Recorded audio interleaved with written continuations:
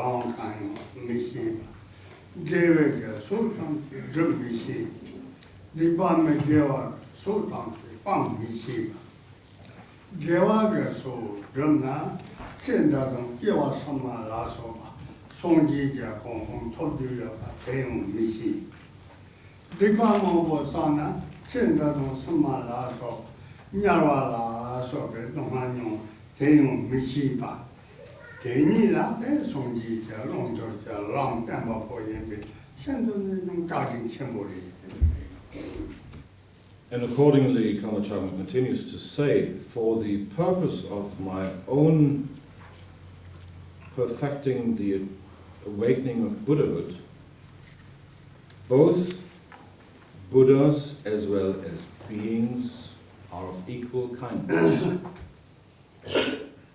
We might ask ourselves then immediately, what is it that the kindness of these is? What is the kindness that both Buddhas and beings show ourselves? Now let's first look at the Buddha himself. What has he done for us? What sort of kindness has he shown us? Well, it is rather more the case that presently we find ourselves obscured by all sorts of emotional defilements, etc. and so forth, and therefore are unable to clearly, unmistakably see what it is that brings about benefit, what it is that brings about lasting happiness. We are ignorant about, of the means that produce such lasting happiness or even liberation from suffering or even Buddhahood for that matter. We have no idea what it was that caused all the distress, all the suffering that we experience, let alone do we have an idea even in this single lifetime, this present life of ours, what it is that brings about happiness.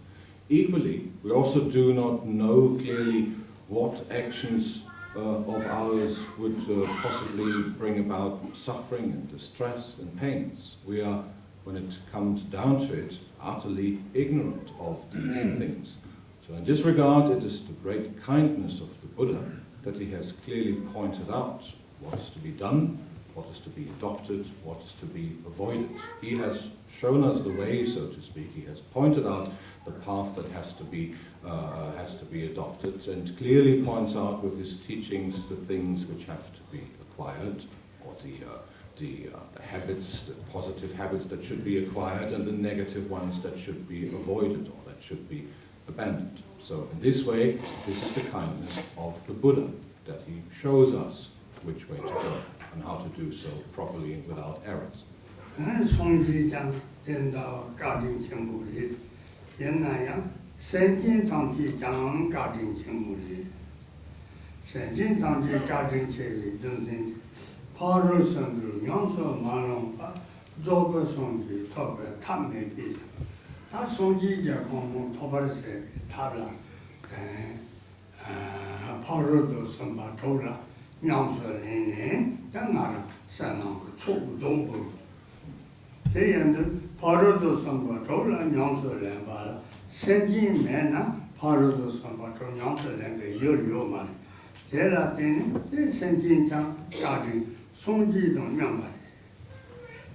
To understand how the Buddha is in this way kind to us, by way of showing the path, etc., that is rather easy to comprehend.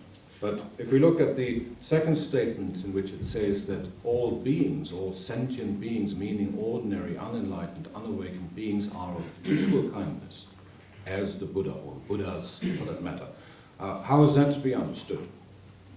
That is explained in the next two lines of this verse, in which Kamachakma points out very clearly that without the practice of these 6 transcendent virtues, commonly known as the Paramitas, there's no way to achieve Buddhahood, which simply means to say that all sentient beings are the objects towards whom we train ourselves, or in the presence of whom we train ourselves in the 6 transcendent virtues such as generosity, patience, etc. and so forth. If these beings weren't there, then towards whom would we train ourselves in these transcendent virtues, in these parameters?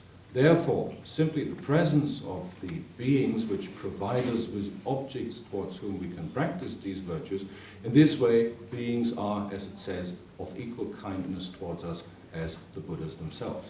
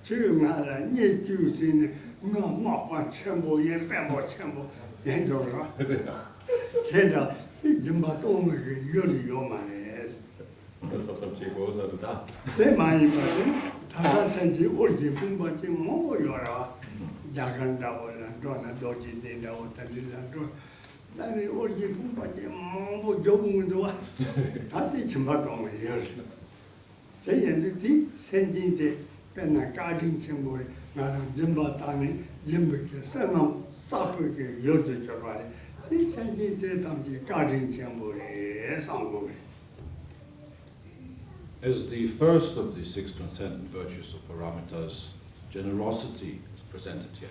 And accordingly, Karma Chakra says, the object of generosity are those who are poor and destitute. We need to train ourselves in generosity in order to accumulate merit. And in order to train ourselves in generosity, of course, it needs an object towards whom we can display our generosity. We need someone who is in need of whatever it is that we can be generous with. If there were no one towards whom we could train ourselves in generosity, then how could we train ourselves in generosity? It wouldn't work. And of course, accordingly, we would not accumulate the merit that is being brought about through the practice of generosity. Therefore, there are those who are the objects of our generosity are those who are poor and who are destitute or who are deprived.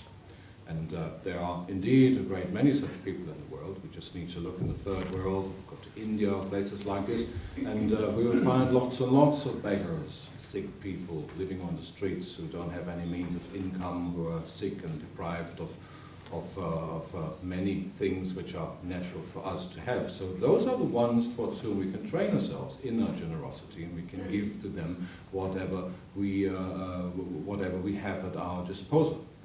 Those are the ones who are the objects of our generosity.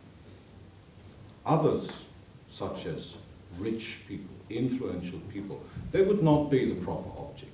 If we were to go into their presence and give them whatever little alms, whatever little gifts we have at our disposal, we would rather more irritate them in all likelihood. For instance, if we would go into the presence of a mighty king and give him a handful of whatever, or if we would go to a minister or a general who are famous, who are influential and rich for that matter, and would give them or try to give them whatever little thing, whatever little amount of money or whatever it might be, they would for the most part rather be irritated, and we might even end up with a good beating. So these are not the right objects. The objects to train ourselves in generosity are those who are poor and deprived. And in this way, Rinpoche says, these people are so kind to us in their poverty, so that we can train ourselves in generosity, then we should always remind ourselves of the great kindness which these beings,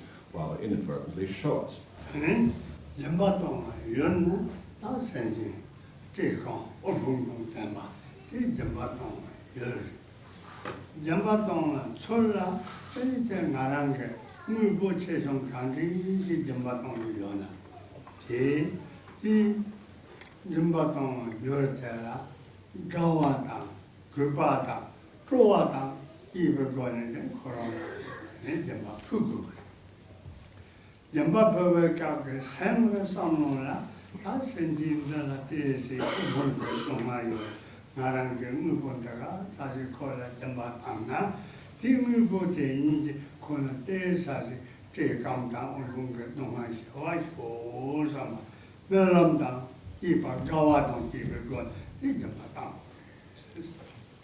So it goes without saying that in order to train ourselves in generosity, we need those who are in need, those who are deprived of whatever, those who are suffering poverty, who are destitute in any which way whatsoever.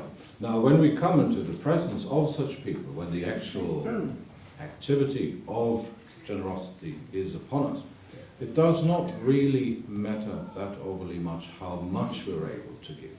The quantity of what we give is not the important thing. It's rather the attitude with which we do it. We should give to others whatever it is that we have to give, however little it might be, with an attitude of kindness, with an attitude of love towards these beings, and with the wish at the bottom of our hearts that through our giving, whatever it is that we give, that their situation may be that the poverty, for instance, or the hunger or the thirst which they experience may be alleviated, that it will have a lasting benefit of our being generous towards them. That should be the driving force of the underlying attitude, the underlying intention that should make us give whatever it is we have to give to others. And in this way, we will then be able to truly make a difference with the attitude of may whatever little I give at the moment contribute to the alleviation of this suffering which this person is, or this group of people are going through.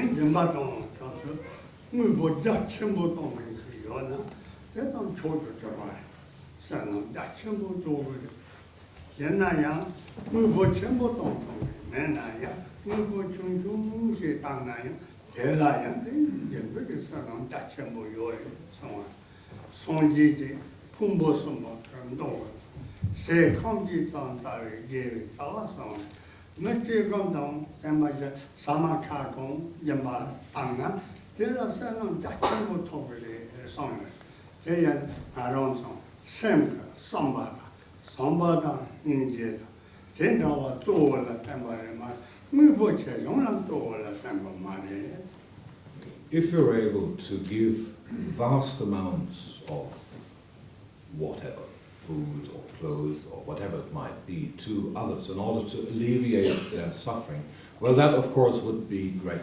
And if we would do so with the proper motivation, we would accumulate a great amount of merit. But as we have heard before, the amount of what we give is of secondary importance. The most important thing is the motivation, and as the Buddha has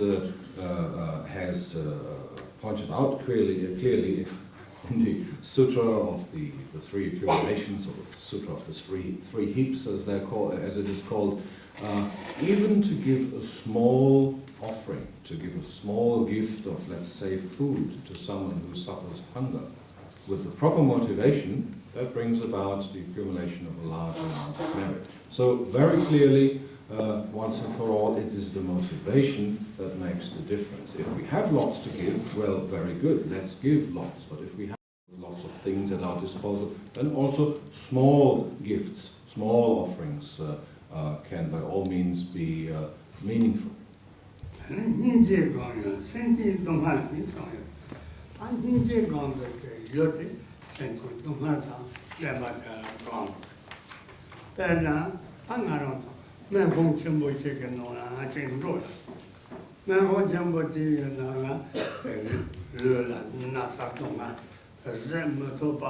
Nasa Mundrawa, Nimudon, Semo, Tomtila, then it don't mark a money, then it Muduba, then it dangerous sending Nasa Gapama Shukambo Yoa. Then there are Mumbo Shindoa. That is Ninja Gombe Yori. Sending the tongue, Naranga, Jewa Toma Maba, Hamai, Tenki. The tongue Tarin, the Rabbit, the one you wanted. The demand that Tarvik, Taji Naran, Tana, Son and Naranga, Ninji, Jay and Doe, Jeron to take Tarujas on you. Never jump to take that, Jeron to Jay and Doe. Never did show country, though. Ah, no, show country, and not send them to do. Teddy, and the Jeron to Jay and Doe. I'm not saying Ninja the Young to the dark to the one. No number shows the road, yes, low, something in the number. Number to sell that number, and the good men that number to road to the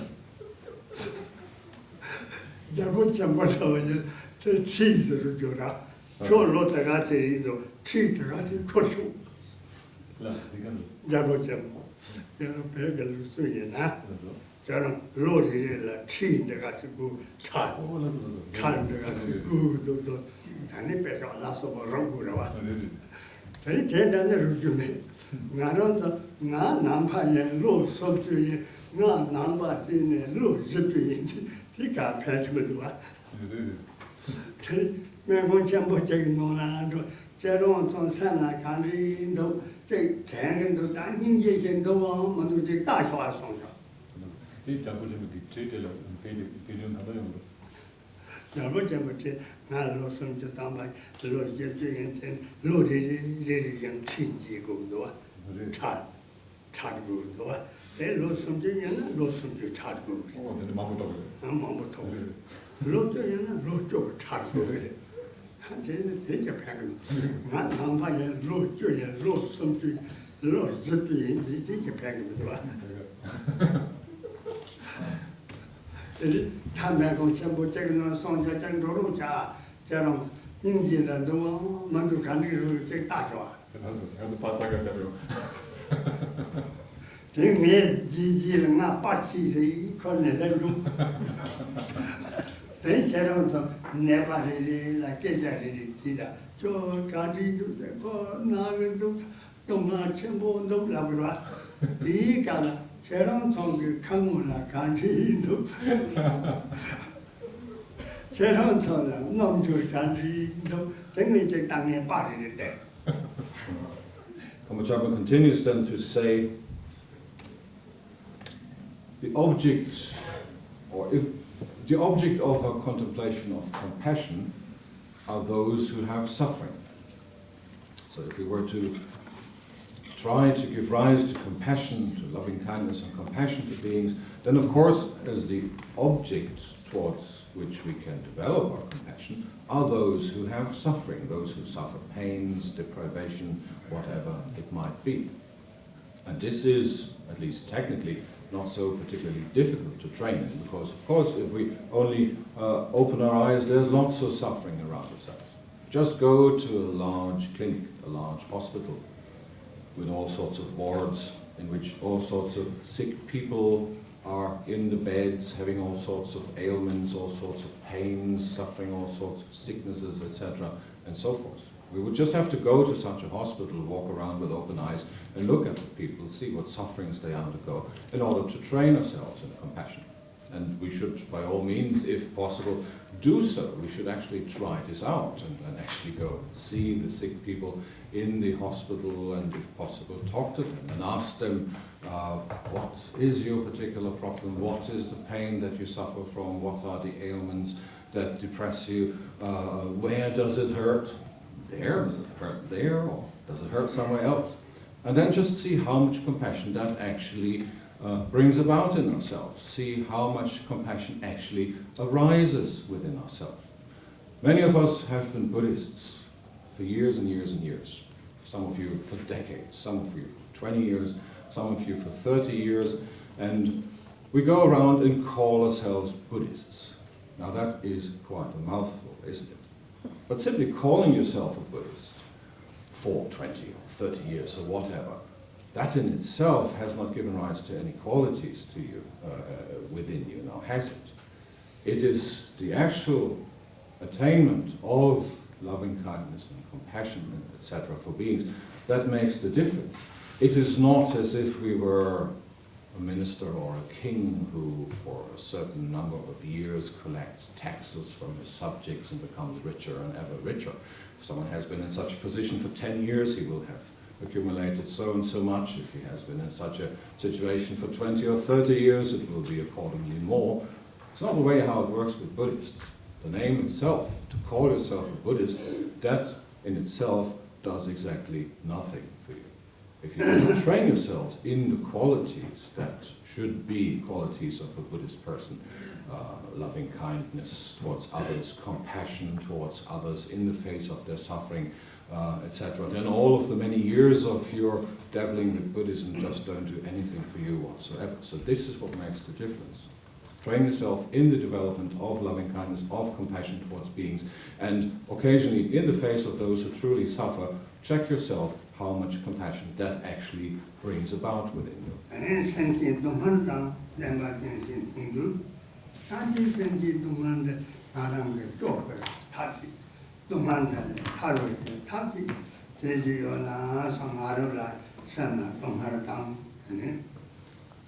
Tenga wa yung wa dige na yin ji se bari tenen senjin deji dong tenba ji tong na de deji dong tenba do naru sana yung gawa je no de la somba dong yin ji ji ba de song ji chu bi za wa.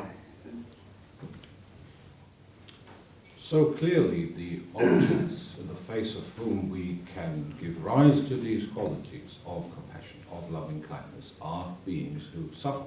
Therefore, we should clearly train ourselves in the discipline of developing these. We should train ourselves in such a way so that whenever we encounter beings who suffer, we actively, vividly encounter their suffering, and we would combine this with the wish or with the hope that we'll be able to alleviate their suffering in whichever way, with the constant thought of what is it that I can do in order to lessen or to completely eradicate the suffering of these beings. If we would confront beings in such a way, particularly suffering beings in such a way, that is that which allows us to give rise to that which we call compassion.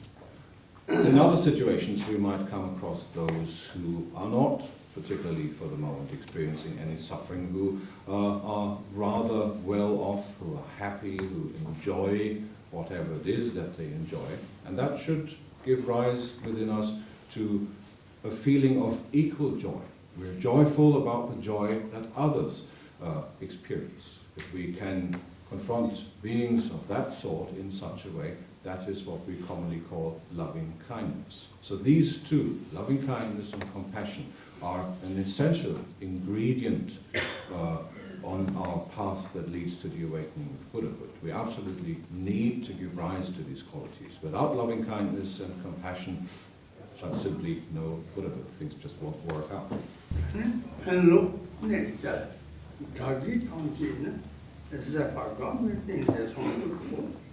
나랑 생긴 같이 제가 해도 자참 세나야 수랑 나랑 내가 봐는 내가 생긴 공사요리 나랑 그 봐봐라 또 년보도 그런 거 년도 이렇게 또 장보도 또 년보 라나야 그런 거 나라 마샤고 건됐다但你见到这当年把现金给，工作真是有的。这当地的他是把装备给抽烟送。Changma Rinpoche continues to say, those who repay kindness with harm, all those who are like enemies, who are like obstacle makers, they are the support for our contemplation of patience, and therefore they aid our enlightenment, or they are friends that steer us towards enlightenment. So just as in the previous case, of course, we also need to train ourselves in patience. And if we wouldn't have objects who would provide us with the opportunity to train in patience, then how on earth could we develop patience? This we often find in such situations where we, for instance, have been helpful or friendly to someone, and instead of repaying our help or our friendliness in kind, we are just being shouted at or abused, or people are just being unfriendly to us, etc., and so forth. Such situations in which, for instance, we address a friendly, a kind word to someone, and that person just has all sorts of abuse and negativity in store for us in return. It's exactly these situations which we need, which we require in order to give rise to the quality of patience. If such situations would not arise in the first place, well, how on earth would we then be able to develop patience? So therefore, such beings are of equal kindness. They are the friends, the aids that guide us, that help us along on the path to enlightenment, and that help us to give rise to the quality of patience in the face of all sorts of adversity. Because, let it be said quite clearly, patience is yet another of the ingredients which are necessary on the path that leads to the awakening of Buddha.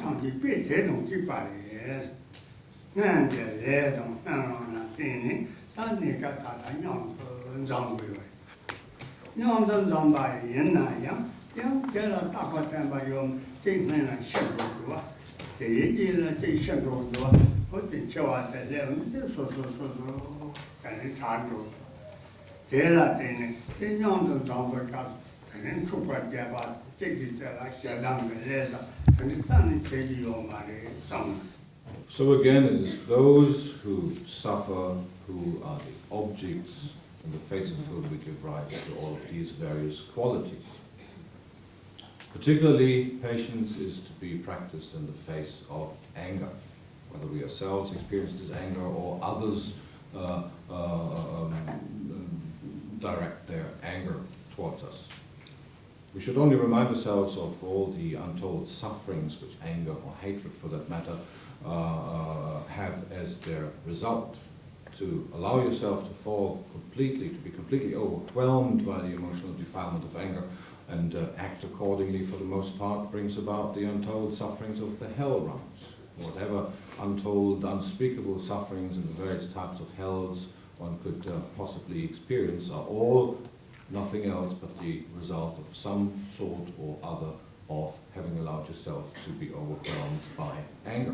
So in the face of such anger, of course, give rise to the quality, the transcendent virtue of patience. Because, let's face it, it is only a short time that we are given to train ourselves in these things. It is like people coming together in the marketplace, people coming together for a trade fair or in a big shopping mall, who come together and have all sorts of wheelings and dealings who will eventually disperse again. So there is not so much time left to actually train ourselves in these various qualities, in these practices. As the great Indian master Padampa Sanja has said to his students in Tibet, in the area of Tingri, he has said, all of the coming together wheelings and dealings of people are just like a big market gathering. Eventually they will disperse. Therefore, guard against strife and discord, you people of Tingri. He taught them this, and this is exactly what he meant. If we look at our lives, at the people whom we meet, the people whom we gather together with regularly, it is very much like in this analogy. In a marketplace, in a trade fair, whatever of that sort it might be, people come together for a short time. They go about their business, they go about their meetings, etc., and so forth. And even while that is the case, there still is a constant going and coming at the fringes of the gathering. And this is much the same as we experience the coming together and the parting with all the people whom we share our lives with. We come together, we meet these people, but even within the confines of our own family, people whom we have grown accustomed to eventually disappear, they die for the most part. First one, then the next, and all of a sudden we find ourselves alone again. Just like the marketplace in the evening, the trade fair will be deserted, because all the people who have gathered there only a short while before have dispersed, have gone their own way, and are going about their own business. What foolishness it would be to waste that little time that is given us. No one of us knows how much time there is in the first place anyway. What foolishness it would be to waste that time with all sorts of angry activities, with anger and strife, hatred, etc., and so forth. Therefore, guard against that to the best of your ability, and rather train yourself in the virtue of patience.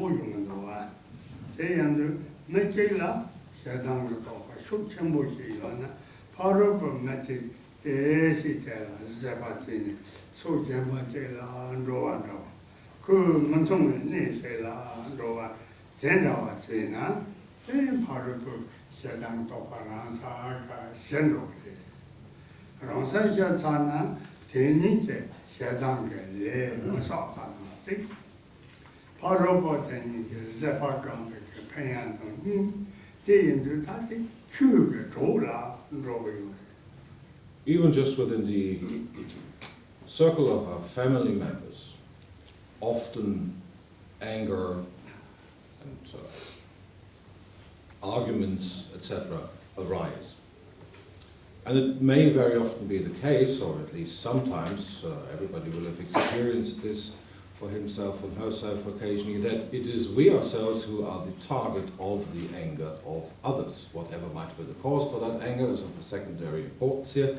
Someone is angry for whatever reason and directs that anger towards us. This is exactly the situation in which we can train ourselves in the development of patience. Instead of repaying anger with more anger, with our own anger for that matter, we could train ourselves in being patient. We could remind ourselves of the fact that this is the very situation in which patience can be developed. Even if that is not yet possible, if we have not yet developed that patience or that ability, we could at least, rather than repay anger in kind, at least get up and absent ourselves from the situation for a short while. That would have two benefits. On the one hand, we would deprive the other person of the possibility of being overwhelmed by his or her anger, and in this way, this person would not accumulate all the negative results that come about through being overwhelmed by anger. And at the same time, we would have prevented ourselves from acting angrily in response to the anger that we experience. And this way, we strengthen our ability to give rise to patience, to train ourselves in patience bit by bit. So in this way, to train ourselves in such situations accordingly, to try to behave in this way and not to do so as we habitually do, repaying anger with more anger. These are the situations in which we are able to give rise to the qualities of patience. And as has been said before, patience, as some of the other qualities, is just another ingredient that is necessary. It's another quality that is necessary to give rise to develop if we should hope to proceed on the path that leads to the awakening of Buddha.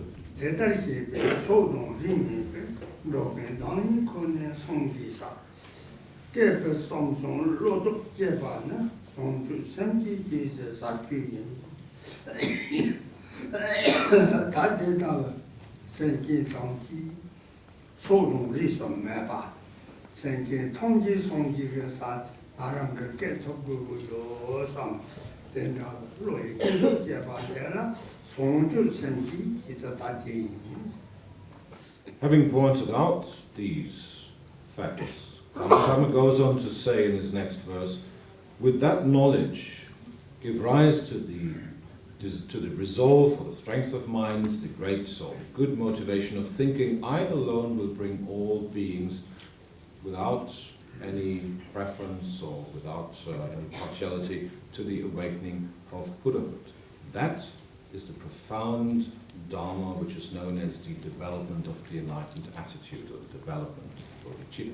So, knowing these points, having understood the significance of these points and training yourself to act accordingly, and combining that with the wish, the aspiration, the intention from the very bottom of your heart, I alone wish to establish all beings in the awakening of Buddhahood.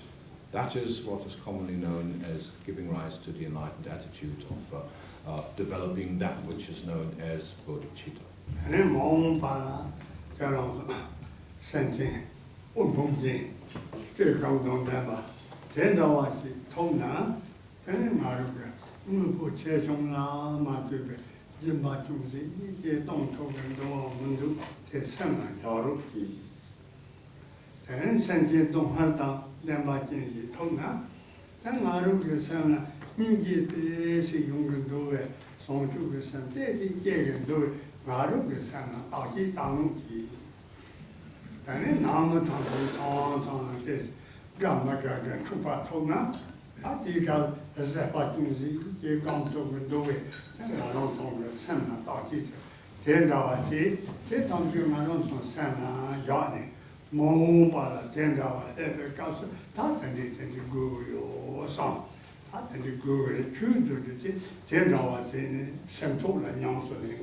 In the future we might come across people or situations which provide us exactly with the right ingredients to train ourselves in these qualities of generosity, of patience, or whatever it might be of that sort.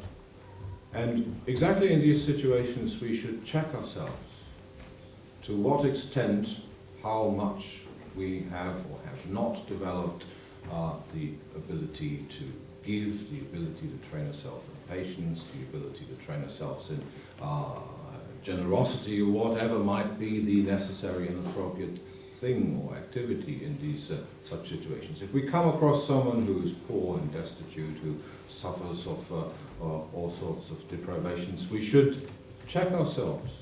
We should, to the best of our ability, try to help and check ourselves to what extent that causes us to be compassionate, to what extent that causes us to want to alleviate the suffering of the other person, and then of course train ourselves accordingly and be generous in whichever way is possible for us in any such situation. Or if we find ourselves in the presence of family members or other loved ones, and then there is a disagreement and arguments about whatever, and people might get angry. Exactly, these are the situations to train yourself, for instance, in patience. Instead of allowing yourself to be overwhelmed by anger, by similar such emotions, emotional defilements, try to train yourself in patience instead, so the situation doesn't get out of hand. So these are the ways in which we have to train ourselves in the future. Whenever we encounter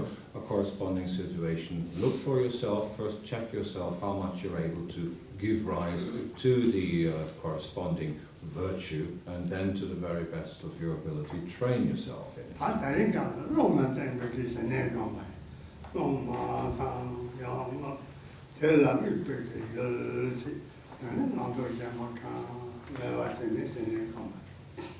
This is again the point at which we train ourselves in meditation. As the previous days, we will train ourselves in shamatha or shina meditation in order to bring about a peaceful or quiescent mind. And today we should train ourselves in the method which has us concentrate ourselves upon the breath, our breath as it naturally enters and leaves our nose as we inhale and exhale. Try to focus to the best of your ability simply on that, to the exclusion of all other thoughts or ideas, and simply rest in that.